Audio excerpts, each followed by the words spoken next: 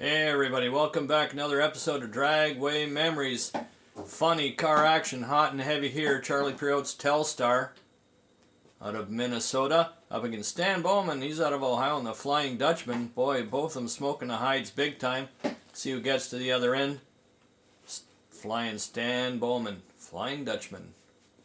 Now this is 1976. Bob Pickett in Mickey Thompson's car. By now, Mickey Thompson not much involved in that machine. He'd go to the U.S. Nationals with them in big races, but otherwise he's very busy with his other racing endeavors, making short work of Tommy Grove. Next up above this is Ron Colson in the Hawaiian. Hawaiian had many different drivers. Most of them were fired. Up against Ed the Ace McCullough. Boy, he could have been a boxer.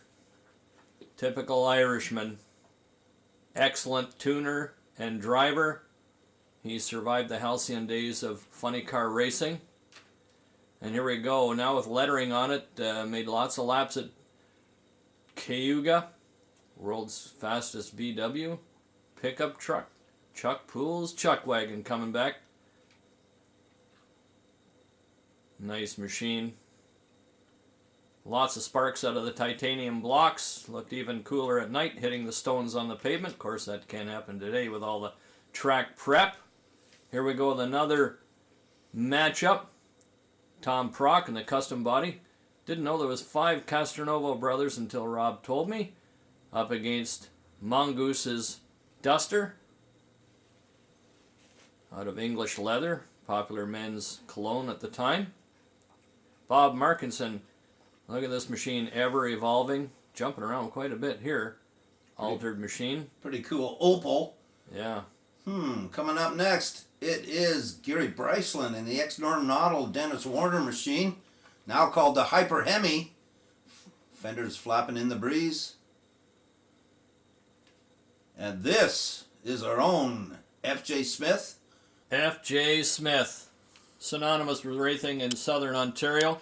There is the 1976. He's already got 2 big Wallies in front of him. He's no longer a school teacher, I believe, and selling all these kits to some of the pieces in front of him, a promo shot, and he's sold an awful lot of stuff, deservedly so. This is in 1976, as I mentioned, pearl white, and good lettering job there. This is an update, took the car apart, lightened it up, narrowed the rear end, still a B super modified car. The Ford Country license plate, that's a jab for Arlen Fadley. The 2 B super modified Kings, FJ and Arlen Fadley in the Superstock Maverick. FJ all dapper, winning one of got to be hundreds of awards, all deservedly so. Bruce Mellenbacher looking like a good-looking guy there too.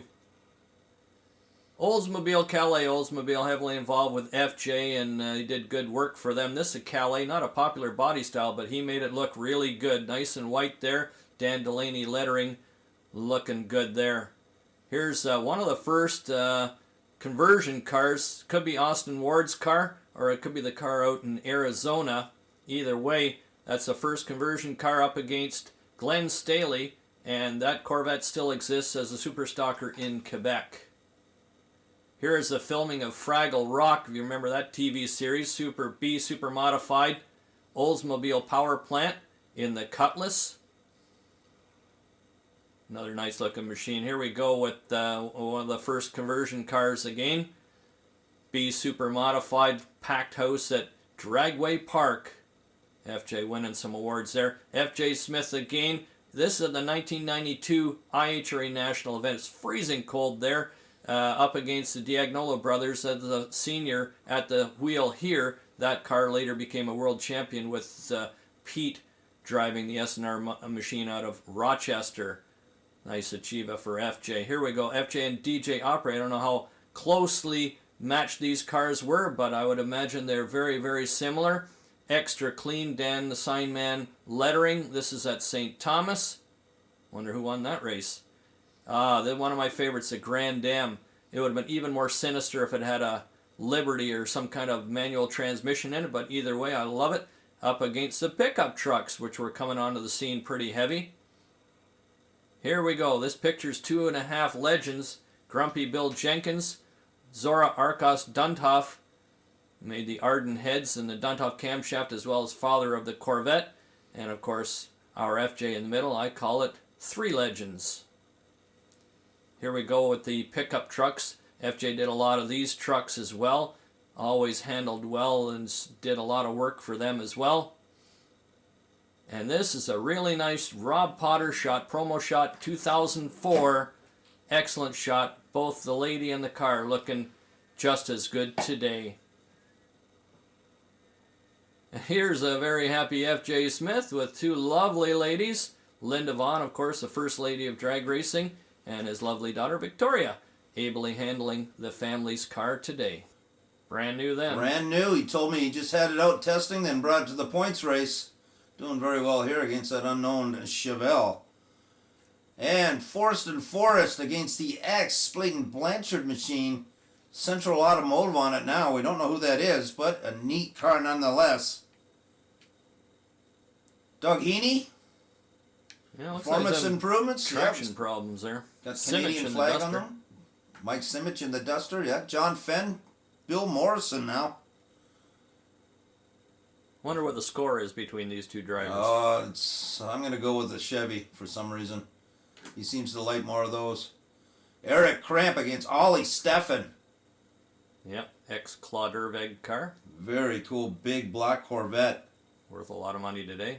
Yeah, neat cars. Pete McRitchie against, I think that is George Swick over there in the Mustang. Out of Grimsby, yep.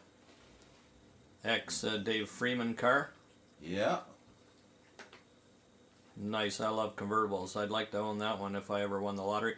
Here's the Groovy Grubberman, the ex-Groovy Grubman, Owen and Sharon Russell. That's the old Groovy Grubberman 63 that was brought up from Ohio.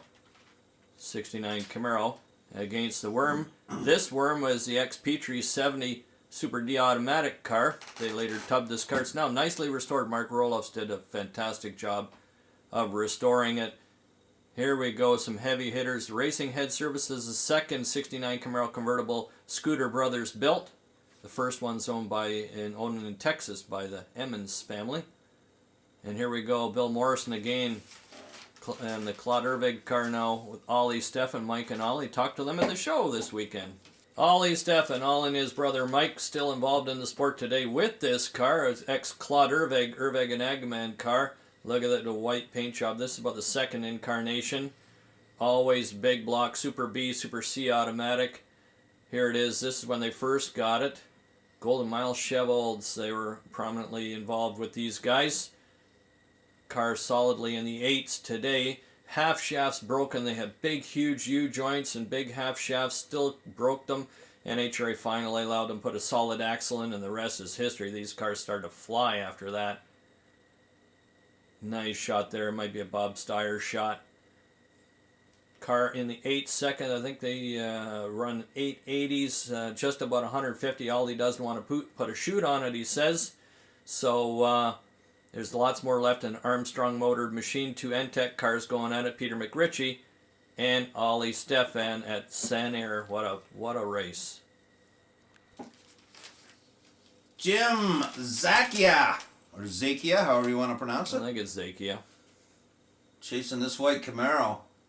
FJ. Is that FJ? Yeah, and FJ takes the it. win. Good man. Doug Heaney coming up now. Beautiful Corvette. I love the ribbon flames on that bad boy. Yeah. Just another white Camaro.